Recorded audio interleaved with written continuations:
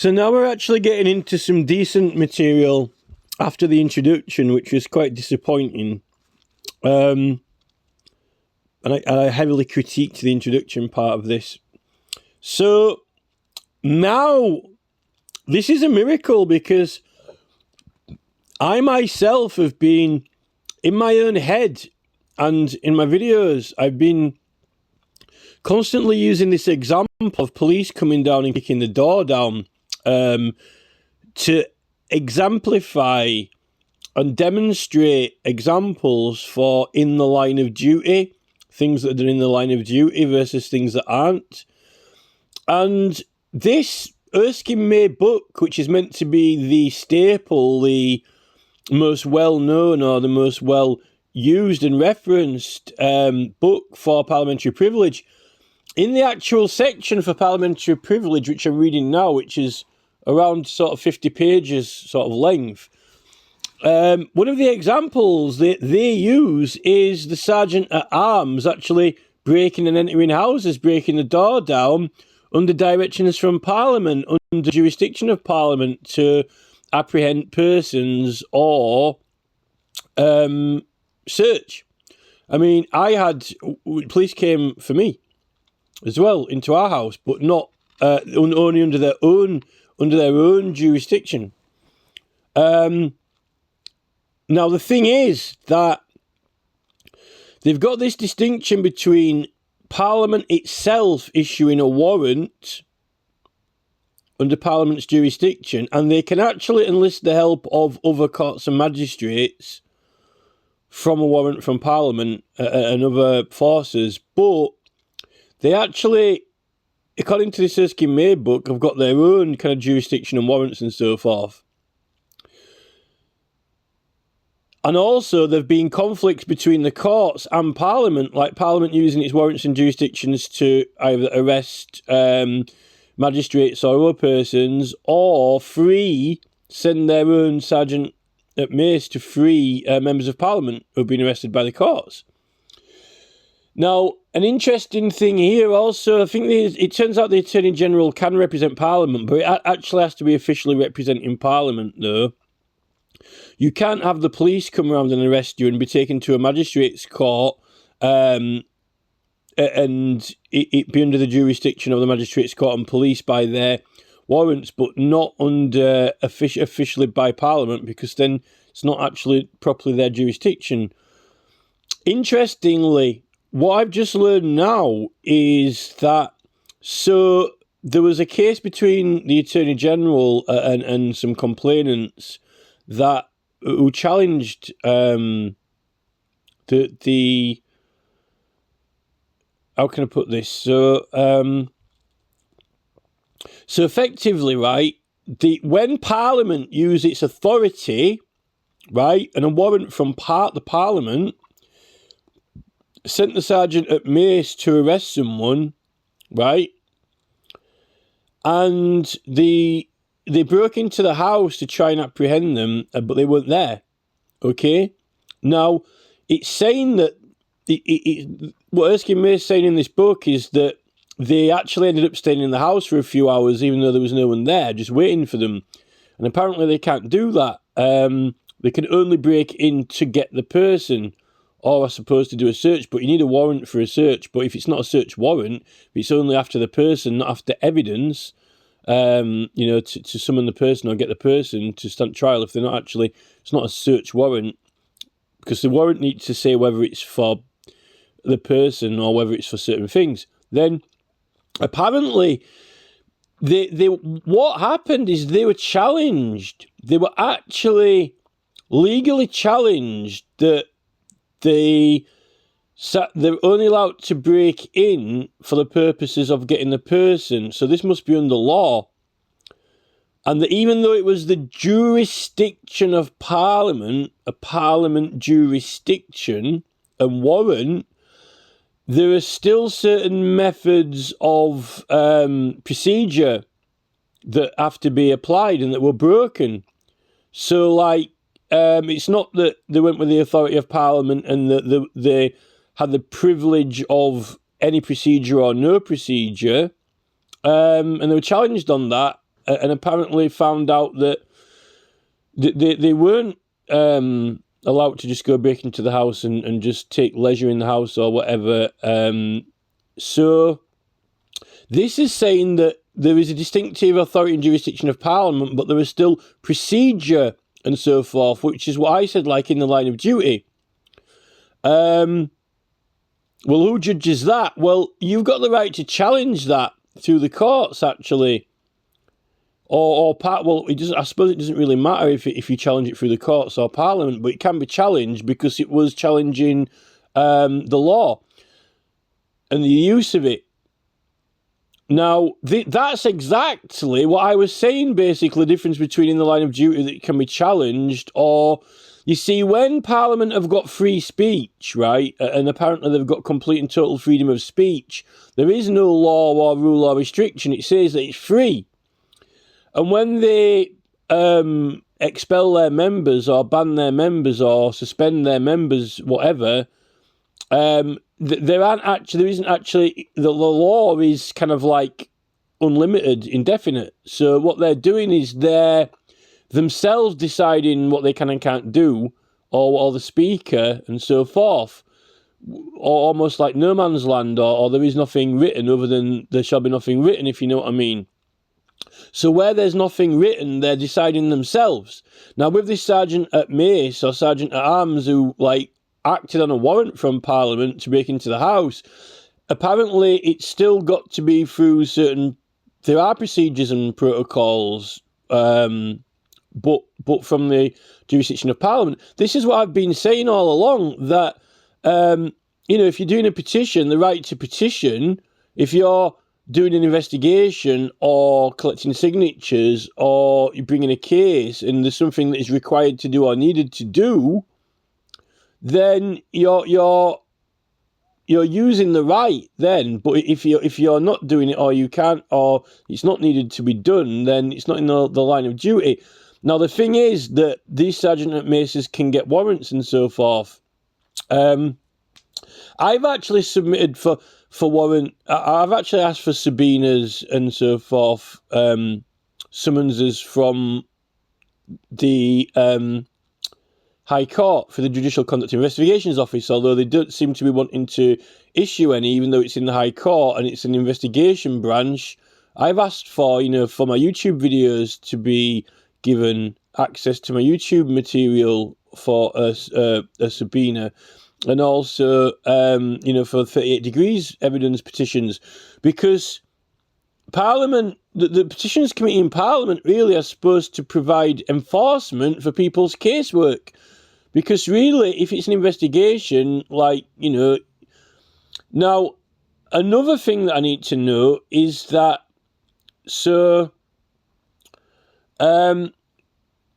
it's saying that when you've got a civil case between a plaintiff and a respondent, civil claim, you're acting in a personal or individual basis, but you're going to the royal courts. You go to the county court or whatever, for a decision on the matter. But you don't necessarily have the right to, break and enter or do things like that, although I don't know if they can give warrants for that or not. But the difference, when you're petitioning the King, you're not bringing a case to any local courts or county courts or the High Court. You're actually bringing a case from Parliament, and it's under a jurisdiction of Parliament, just like if you're on that Cub Scout charter, they've got jurisdiction of, basically global jurisdiction of the whole country under the Privy Council. And the Cub Scout Charter gives a special jurisdiction that is recognised by the courts. Well, that's the same as petitioning Parliament, really. The thing is, though, when you have got a petition and got a case, you actually are acting like a police officer or acting like a claimant, but to Parliament. And the thing is, with High Court and Parliament, it can be civil or criminal or both, or just a case that can involve different elements rather than specifically a magistrate's court or a criminal case. So the police, this is what I've said, the local courts, the local magistrates and the police and so forth aren't supposed to intervene in other casework when there's an actual case, because like the needs of other cases have to be recognised, and there's actually a jurisdiction, and when you're actually doing something, unless it's been ordered by Parliament, unless it's been ordered by warrant of Parliament, but then it has to be officially, properly warrant from Parliament, not just the police acting on their own business or their own interests or their own casework. Now, this is what happened with me when I was actually advertising my petition, promoting it through the Town and Country Planning Act, which is all in law. But the police actually prosecuted a criminal damage charges against me and came into my house to search the house, supposing they'd got a warrant, right? But my case was with Parliament already, and that was casework for Parliament, and what I did was within the law and in the line of duty without question, even if so just like that sergeant in that, but even Parliament breaking into your house can be questioned, if they're doing procedure and so forth wrong, but the police were just acting on their own local jurisdiction purposes and not under the Directors of Parliament, as far as I know. But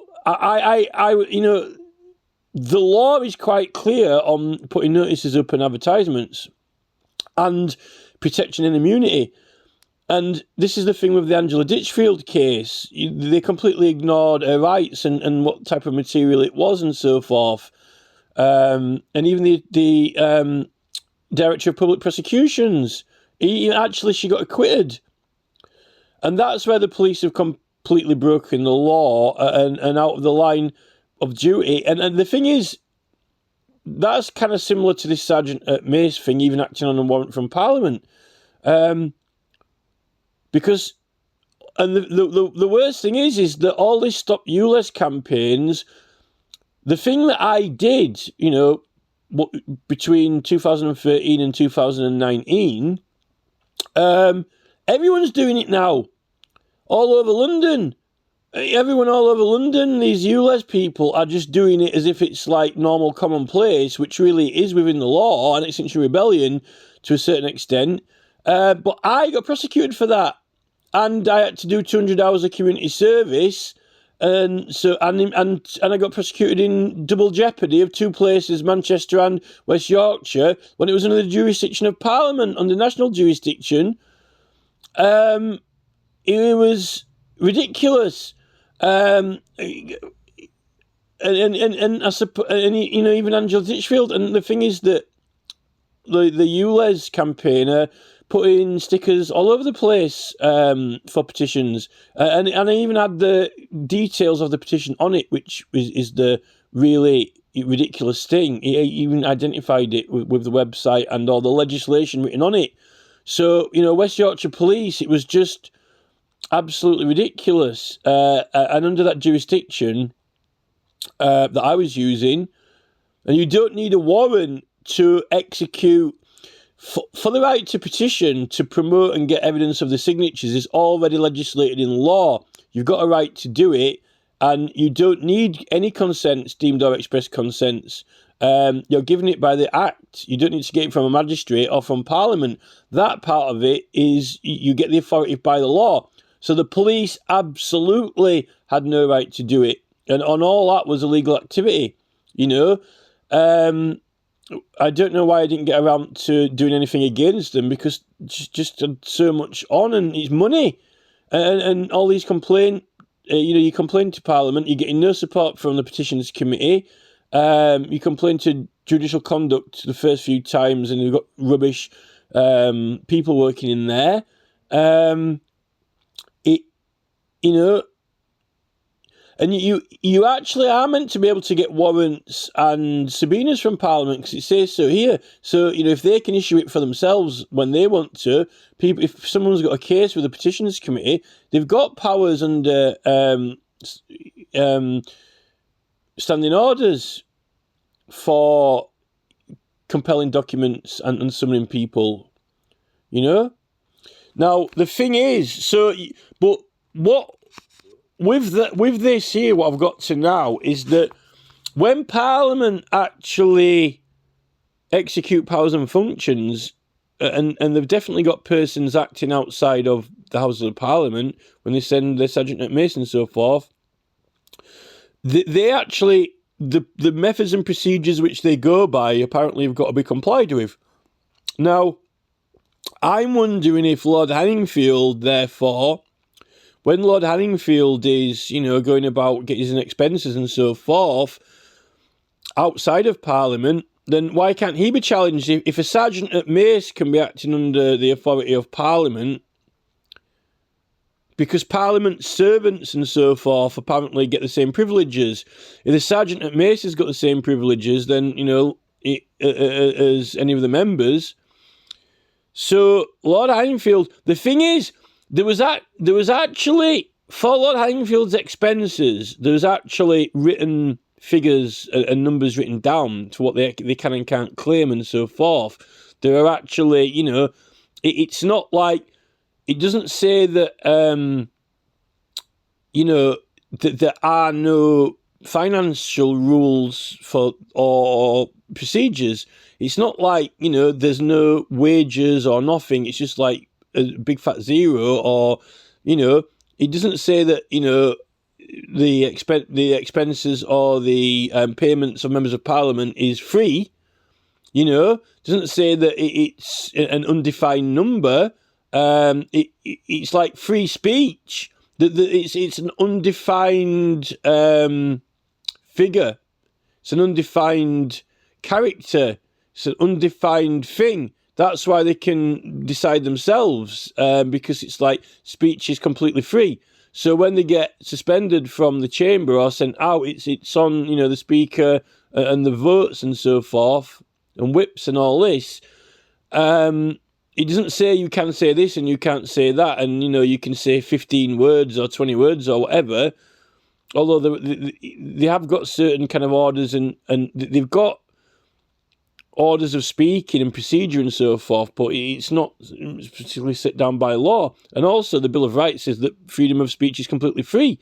So that kind of overrides all the rules and so forth. They can vote to suspend the rules. The rules aren't law, though. The rules are just rules.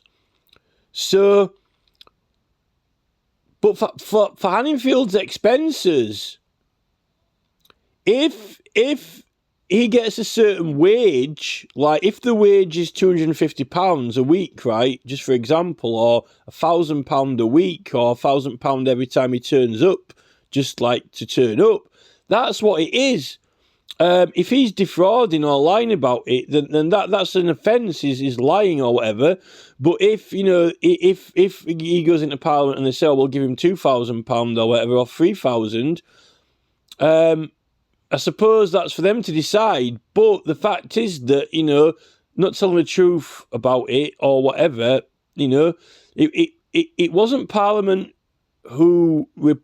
It was an independent investigator. It was like the Mirror newspaper who apparently got evidence on Hanningfield and called for action. Now, this is the thing, right? If I can kind of like try to clarify, another thing that I've read up to this point is when I mentioned civil cases. Now, if the Mirror newspaper had gone to a civil court and taken action against Lord Hanningfield, right, then that is a plaintiff, an individual, right? But the thing is, what the Mirror did is report it to the police, who are the Crown, right? Acting on behalf of the public interest and the Crown. And then a Crown prosecutor who took Hanningfield to court. So this is a Crown prosecution on behalf of the King, right? For breaking the law. Now, the warrant or the prosecution of Hanningfield was from the Crown, but from the level of the Southwark Crown Court, right? So there is a right, unless it is raised to a higher level. Because, Parliament itself could have issued a warrant out against Lord Hanningfield or so forth. But also they could have voted to suspend the rules for the expenses or for how much they're supposed to be paid or whatever. But it was still an offence. This is the thing with the Sergeant at Arms. He could be challenged on whether he was overstepped the procedure rules or not.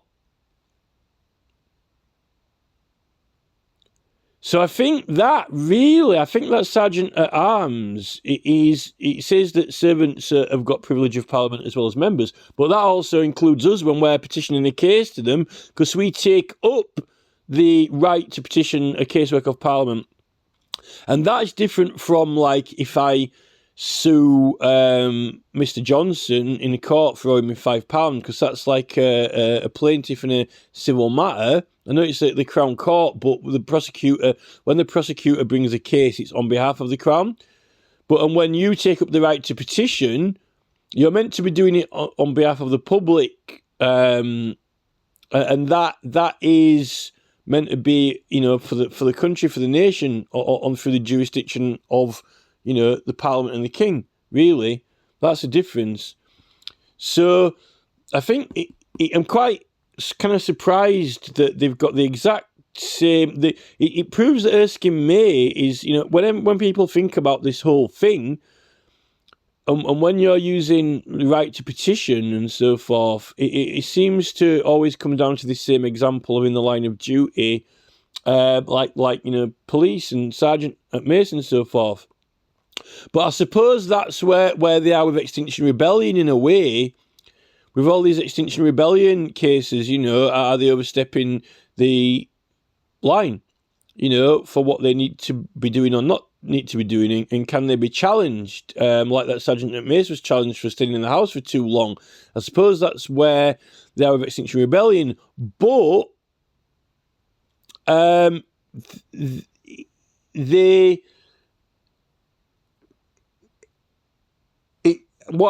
what it hasn't established in yet is exactly, if you challenge that Sergeant at Mace, is it through the normal courts, or is it a challenge against Parliament, like, petitioning Parliament that he overstepped the mark? Because that would be the difference. So this is just what I've got up to now.